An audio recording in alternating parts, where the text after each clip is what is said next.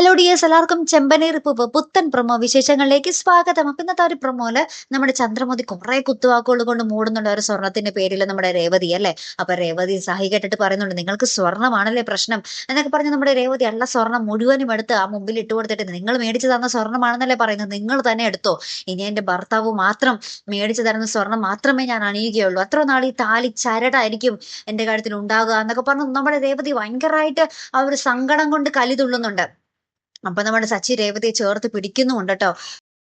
അവസാനം നമ്മുടെ രേവതിയുടെ ഭാഗം ഒരു ഭീഷണിയും ഉണ്ട് ട്ടോ. ഇനി എന്നെയോ എന്റെ വീട്ടുകാരെയോ എന്റെ അച്ഛനെയോ, പ്രത്യേകിച്ച് എന്റെ അച്ഛനെയോ എന്തെങ്കിലും പറഞ്ഞാൽ പിന്നെ ഞാനൊരു മനുഷ്യ സ്ത്രീ ആയിരിക്കില്ല, മൃഗമായിരിക്കും എന്നൊക്കെ പറഞ്ഞ നമ്മുടെ രേവതി കട്ട കലിപ്പാട്ട്. അപ്പൊ നമ്മുടെ സച്ചിക്ക് സന്തോഷായി, രേവതി പ്രതികരിക്കാൻ തുടങ്ങിയല്ലോ. അപ്പൊ സച്ചി ഭയങ്കര ചിരിച്ചുകൊണ്ടിരിക്കുന്ന ഒരു രംഗവുമാട്ടോ നമുക്ക് കാണുവാൻ സാധിച്ചത്. ബാക്കി വീട്ടുകാരൊക്കെ ഇങ്ങനെ അന്തം വിട്ട് കുന്തം പോയ പോലെ നോക്കിയും ഇരിക്കും കേട്ടോ.